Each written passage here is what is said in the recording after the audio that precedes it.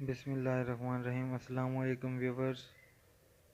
आज का जो हमारा लेक्चर चैप्टर नंबर 1 इंट्रोडक्शन में है, बायोलॉजिकल मेथड के हवाले से आज पढ़ेंगे। मोस्टली ये लॉन्ग क्वेश्चन के अंदर आता है, बाज़ औक़ात इसमें से शॉर्ट क्वेश्चन भी पूछ लिए जाते हैं।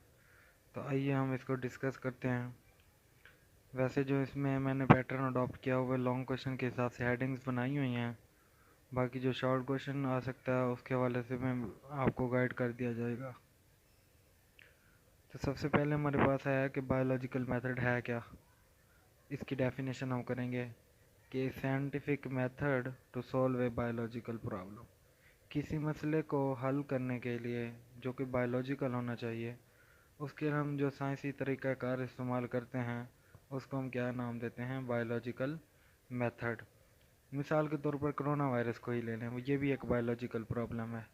तो इसको सॉल्व करने के लिए जो हमने तरीक़ाकार इख्तियार किया, यानी इसमें जो लाहे अमल इख्तियार किया गया, उसे हम साइंटिफिक मेथड या फिर बायोलॉजिकल मेथड कह सकते हैं। तो बायोलॉजिकल मेथड जो होता है ना, इसके लिए कुछ स्टेप्स होते हैं। सबसे पहला स्टेप हमारे पास आ जाता है ऑब्जर्वेशंस का। याद रखिएगा, ऑब्जर्वेशंस जो हैं वो हमारे 5 एहसासात को इस्तेमाल करके बनाई जाती हैं। उसमें देखना, सूंघना, टेस्ट करना और टच करना, ये सारी किस्में आ जाती हैं ऑब्जर्वेशंस के अंदर। अब ऑब्जर्वेशंस हमारे पास क्वालिटेटिव भी हो सकती हैं और क्वांटिटेटिव भी हो सकती हैं। जो क्वांटिटेटिव ऑब्जर्वेशंस होती हैं उनकी एक्यूरेसी ज़्यादा होती है क्वालिटेटिव की निस्बत। क्यों? क्योंकि क्वांटिटेटिव हमेशा मेजरेबल होती हैं और ये वेरिएबल भी होती हैं, इनको आप मेजर भी कर सकते हैं। ताहम जो कि क्वालिटेटिव होती हैं वो मेजरेबल नहीं होती। तो यही वजह है कि हम कहते हैं quantitative observation more accurate than qualitative observation. इसकी एग्जांपल हमने पहले भी पढ़ी थी 9th के अंदर, कि अगर हम किसी चीज़ के बारे में कह देते हैं, लाइक वाटर के हवाले से बात करते हैं, तो पानी के बारे में हम कहते हैं कि उसका जो फ्रीजिंग पॉइंट है वो 0 डिग्री सेंटीग्रेड है और बॉइलिंग पॉइंट 100 डिग्री सेंटीग्रेड है। अब ये हमने इसके अंदर वैल्यू बता दिया है, तो ये क्वांटिटेटिव ऑब्जर्वेशन है। अगर हम अकेले यही कह देते हैं कि वाटर जो होता है उसका बॉइलिंग पॉइंट गर्म होता है और उसका फ्रीजिंग पॉइंट उसके ठंडा रखता है, तो ये जो चीज़ होती है इसके अंदर हम क्वालिटी को बता रहे हैं, ना कि क्वांटिटी के हवाले से मेजर इसको कर रहा है।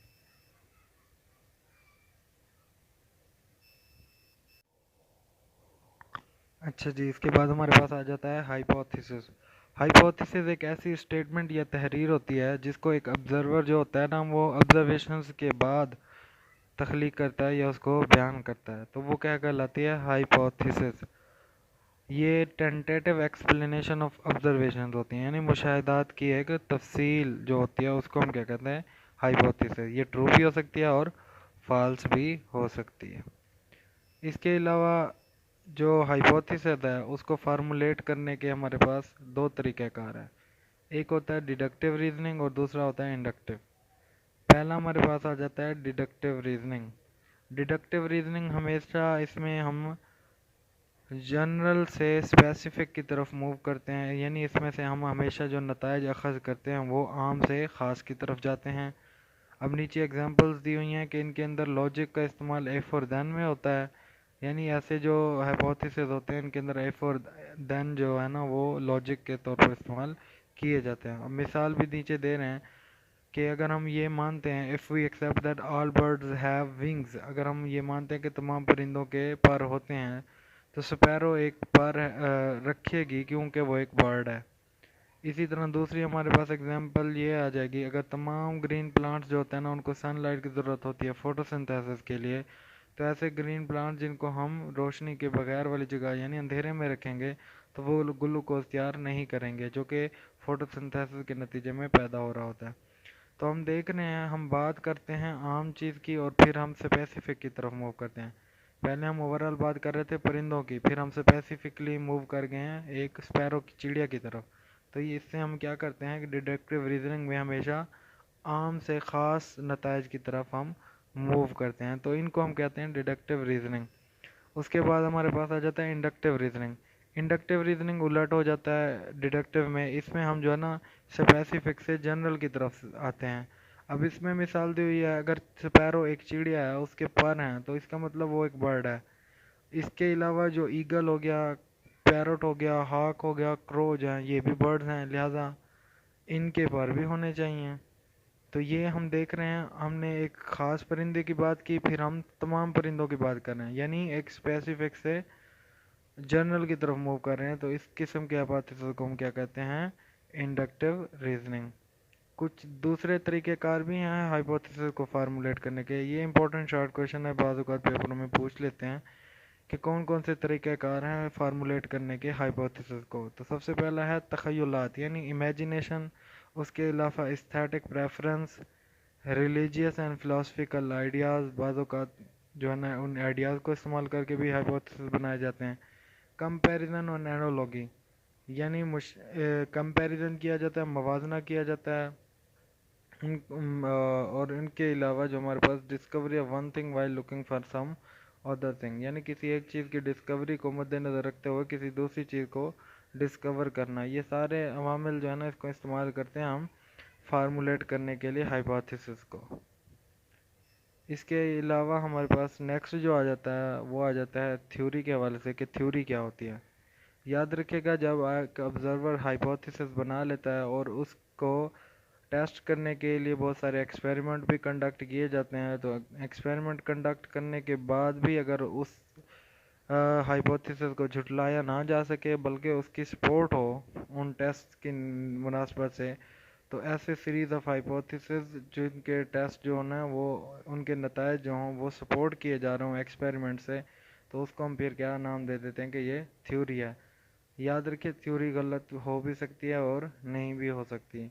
एक अच्छी थ्योरी जो होती है जिसे हम गुड थ्योरी भी कहते हैं, एक अच्छी थ्योरी वो होती है जो हमेशा पेशेंट को ही देती है, उसके अंदर एक्सप्लेनेटरी पावर भी बहुत ज़्यादा होती है और उसमें हमें नए नए हाइपोथेसिस मिलते हैं।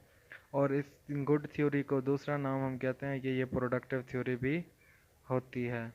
इंपॉर्टेंट शॉर्ट क्वेश्चन आता है कि थ्योरी और लॉ के अंदर डिफरेंस।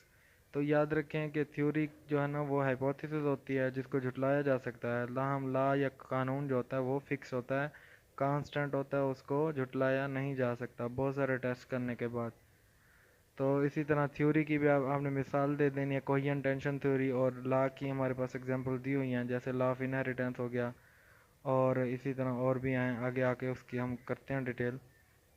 तो नेक्स्ट हमारे पास आ जाता है लॉ आर प्रिंसिपल। अगर एक थ्योरी का आपने टेस्ट किया है सेवरल एक्सपेरिमेंट्स कंडक्ट करवाने के बाद, फिर भी वो झुटलाई नहीं जा सकी, तो ऐसी थ्योरी जो इन तमाम किस्म की अप्रोच को गुजरने के बाद फिर भी वो झुटलाई ना जा सके, तो वो थ्योरी क्या बन जाती है? फिर बाद में लॉ बन जाती है या फिर प्रिंसिपल हो जाती है, यानी ये इसको झुटलाया नहीं जा सकता। एक और सवाल अक्सर पूछा जाता है कि बायोलॉजी के अंदर लॉज की तादाद क्यों कम है जबकि बाकी जितने भी साइंसेज हैं उनके अंदर लॉज ज़्यादा हैं।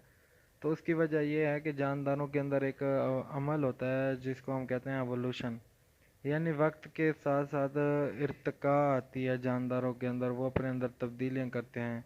यही वजह है कि उनके ऊपर कानून जो होते हैं वैलिड नहीं रहते।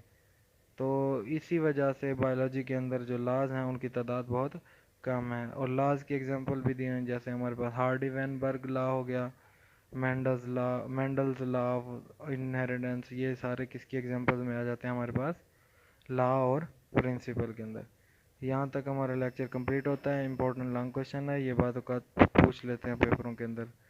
तो होप सो आपको समझ आ गई होगी इंशाल्लाह। तो बायोलॉजी प्रेपरेशन चैनल को सब्सक्राइब करें, लाइक करें। इंशाल्लाह मज़ीद लेक्चर भी अपलोड होते रहें।